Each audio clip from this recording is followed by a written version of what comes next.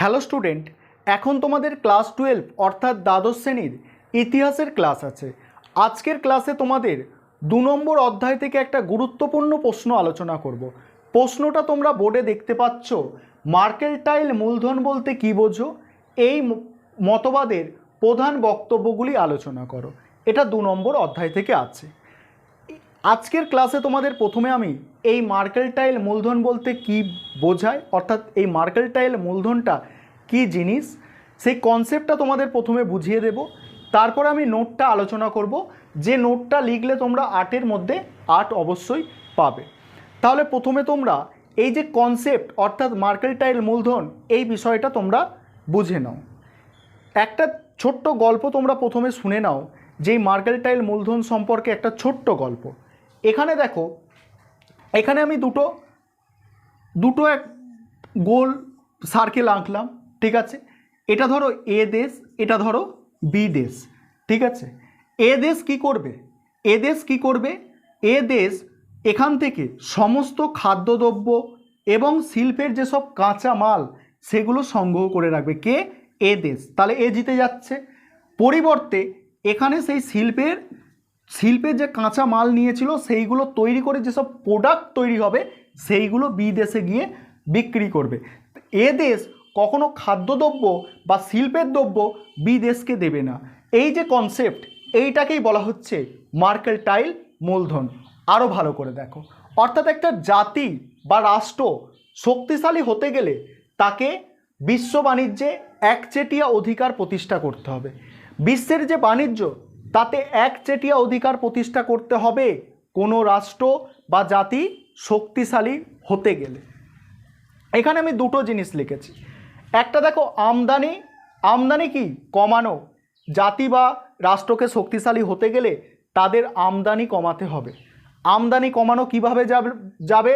শুল্ক বাড়িয়ে দিতে হবে, অর্থাৎ অন্য দেশ যেসব জিনিস এনে আমাদের দেশে বিক্রি করবে, সেই তাদের বিক্রি করার যে শুল্ক অর্থাৎ ট্যাক্সটাকে বাড়িয়ে দিতে হবে। অর্থাৎ সাধারণভাবে তোমরা বুঝে রাখো যে একটা কাপড় আমাদের দেশে 5 টাকায় যদি পাওয়া যায়, সেটা অন্য দেশ থেকে আমদানি করে এখানে কিনতে হলে যেন সেটা 50 টাকা দাম হয়ে যায়। তাহলে কি হবে? মানুষজন নিজের দেশের কাপড়টাকেই ব্যবহার করবে, বিদেশের কাপড় সবাই ব্যবহার করবে না। এদের কিন্তু কনসেপ্টটা সেই ছিল যে আমদানিকে কি করতে হবে? কমাতে হবে, এবং রপ্তানিকে কি করতে হবে? বাড়াতে হবে, অর্থাৎ রপ্তানি বাড়িয়ে দিতে হবে। কি রপ্তানি করতে হবে? শিল্প দ্রব্য রপ্তানি করতে হবে, অর্থাৎ বিভিন্ন শিল্প করে সেই জিনিসগুলোকে নিয়ে গিয়ে বিক্রি করতে হবে, অর্থাৎ রপ্তানি করতে হবে। আমদানি মানে কেনা, রপ্তানি মানে বিক্রি করা। আমদানি কমাও, রপ্তানি বাড়াও, অর্থাৎ কম কেনো, বেশি বিক্রি করো। এদের কনসেপ্টটা এই। কারণ এরা জানতো পৃথিবীতে সম্পদের পরিমাণ নির্দিষ্ট, অর্থাৎ সমস্ত সম্পদ যদি অন্য দেশকে আমরা বিক্রি করে দিই, তাহলে কিন্তু এক সময় সেই নিজের দেশের অনেক বড় ক্ষতি হবে।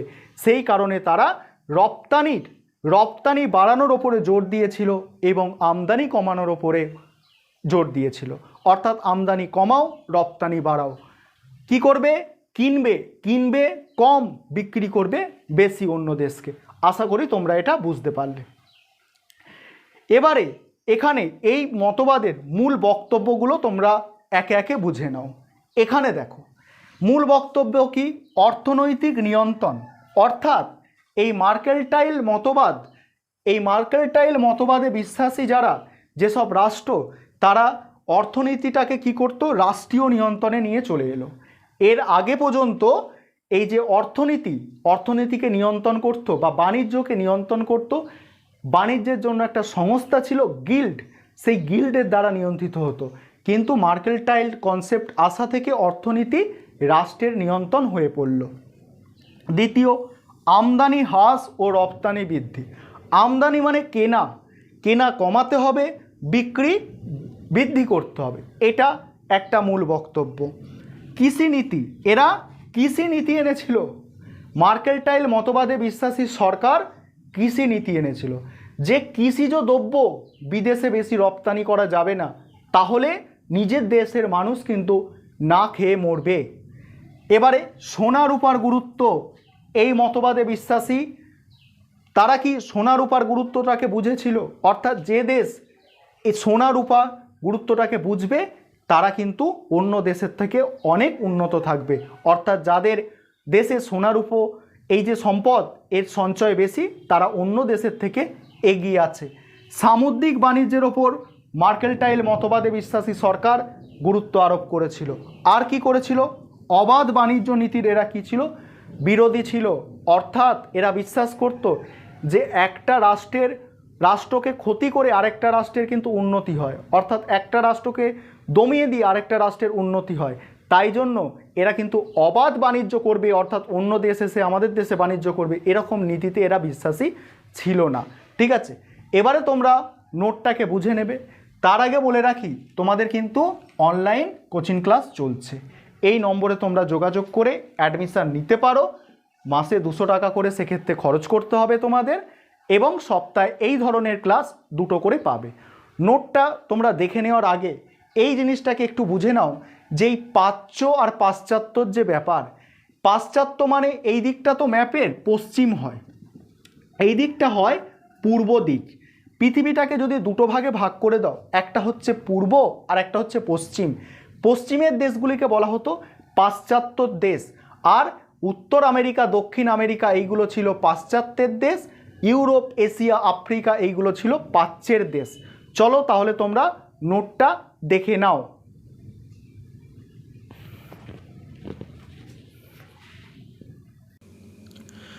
আশা করি তোমরা কনসেপ্টটা বুঝতে পেরেছো মার্কেন্টাইল মূলধন কী জিনিস। এবারে তোমরা নোটটাকে ভালোভাবে দেখো এবং বুঝে নাও। এখানে প্রথমে মার্কেন্টাইল মূলধন বলতে কী বোঝো সেটা আলোচনা করা হচ্ছে। দেখো, প্রখ্যাত ব্রিটিশ অর্থনীতিবিদ অ্যাডাম স্মিথ 1776 খ্রিস্টাব্দে প্রকাশিত তার ওয়েলথ অফ নেশন গ্রন্থে সর্বপ্রথম মার্কেন্টাইলবাদ কথাটি ব্যবহার করেন। ইউরোপীয় নবজাগরণ ও ভৌগোলিক আবিষ্কারের সূত্র ধরে ইউরোপীয়রা নতুন নতুন ভূখণ্ড আবিষ্কার করে এবং সেখানে নিজেদের উপনিবেশ গড়ে তোলে। এই সময় এই মতবাদ জনপ্রিয়তা অর্জন করে। তারপরে কি বলা হচ্ছে দেখো, এই মতবাদে বলা হয় যে কোনো জাতিকে সম্পদশালী হতে হলে বিশ্ব বাণিজ্যে তাকে একচেটিয়া অধিকার প্রতিষ্ঠা করতে হবে। মার্কেন্টাইল মতবাদে বলা হয় পৃথিবীর সম্পদের পরিমাণ সীমিত, সুতরাং বিদেশি পণ্য অবাধে আমদানি করলে কিংবা খাদ্যদ্রব্য রপ্তানি করলে সম্পদ ক্ষয় পাবে। সেই জন্য মার্কেন্টাইল মতবাদ অনুযায়ী দেশের শিল্পদ্রব্যের রপ্তানি বাড়িয়ে আমদানি কমানোর চেষ্টা করতে হবে। বিদেশি মাল যাতে বেশি রপ্তানি না হয় সেই জন্য আমদানিকৃত মালের ওপরে শুল্ক বাড়ানো হতো। তারপরে কি বলা হচ্ছে দেখো, প্রধান বক্তব্য। এখানে কি বলা হচ্ছে দেখো, এই মার্কেন্টাইল মতবাদের প্রধান বক্তব্য কি দেখো, 1 নম্বর পয়েন্ট হচ্ছে অর্থনৈতিক জাতীয়তাবাদ। মার্কেন্টাইল মতবাদের দ্বারা প্রথম অর্থনৈতিক নিয়ন্ত্রণ রাষ্ট্রাধীন হয়ে পড়ে। অর্থনৈতিক নিয়ন্ত্রণটা কি? রাষ্ট্রাধীন মানে রাষ্ট্রের অধীন হয়ে পড়ে। রাষ্ট্রের স্বার্থ এবং বণিক ও উৎপাদকের স্বার্থ অভিন্ন বলে বিবেচিত হতে শুরু হয়। দেশের অর্থনৈতিক কার্যকলাপ গিল্ডের স্থানে জাতীয় সরকারের হাতে চলে যায়। এইভাবে মার্কেন্টাইলবাদ অর্থনৈতিক জাতীয়তাবাদের রূপ নেয়। তারপরে কি বলা হচ্ছে দেখো, আমদানি হ্রাস ও রপ্তানি বৃদ্ধি। মার্কেন্টাইল মতবাদের প্রধান লক্ষ্য ছিল সম্পদের সম্পূর্ণ সদ্ব্যবহার। সেই কারণে আমদানি কমিয়ে রপ্তানি বাড়ানোর কথা বলা হয়। পরের পয়েন্ট দেখো, কৃষিনীতি। মার্কেন্টাইল মতবাদের দ্বারা প্রভাবিত হয়ে ইউরোপের বিভিন্ন দেশের সরকার এবং সাধারণ মানুষ মনে করতে থাকে দেশের বাইরে খাদ্য রপ্তানি করলে দেশে খাদ্য সংকট দেখা দেবে। এই জন্য সরকার দেশের খাদ্যশস্য দেশের বাইরে রপ্তানি নিষিদ্ধ করে। পরের পয়েন্ট কি আছে দেখো, সোনা ও রূপার গুরুত্ব। এই মতবাদের প্রধান বক্তব্য হল সংরক্ষণ। প্রধানত রাজকোষে সোনা রূপা সংরক্ষণের কথা বলা হয়েছে। এই দুই ধাতু গুরুত্বপূর্ণ সম্পদ হিসাবে বিবেচনা করা হতো।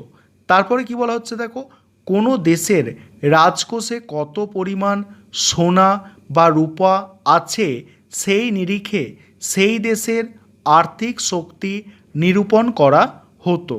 তারপরের পয়েন্ট দেখো, সামুদ্রিক বাণিজ্যের প্রসার। মার্কেন্টাইল মতবাদ অনুসারে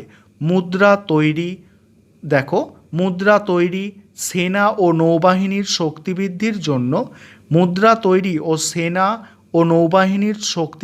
জন্য এবং জাতীয় মর্যাদা অক্ষুণ্ণ রাখার জন্য ষোড়শ শতকের দ্বিতীয় থেকেই বহু ইউরোপীয় রাষ্ট্র সামুদ্রিক বাণিজ্যের প্রসার এবং উপনিবেশ স্থাপনে উদ্যোগী হয়। তারপরে কি বলা হচ্ছে দেখো, অবাধ বাণিজ্যের বিরোধিতা। মার্কেন্টাইলবাদীরা অবাধ বাণিজ্যের বিরোধী ছিল।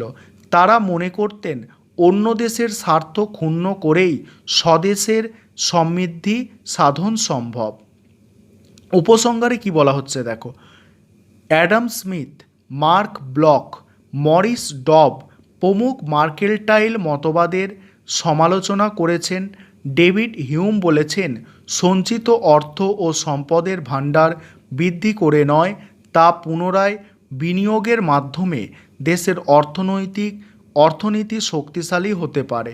অ্যাডাম স্মিথ বলেন, বাণিজ্য রক্ষণ নীতি বা অযথা সরকারি হস্তক্ষেপের দ্বারা নয়, অবাধ বাণিজ্যের মাধ্যমে দেশের অর্থনীতি মজবুত হতে পারে।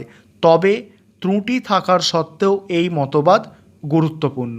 নোটটা তোমরা ভালো করে বুঝে নাও, খুব সহজ ভাষায় লেখা আছে, যাতে তোমরা পরীক্ষায় মনে রাখতে পারো, যাতে পুরোটা লিখে আসতে পারো।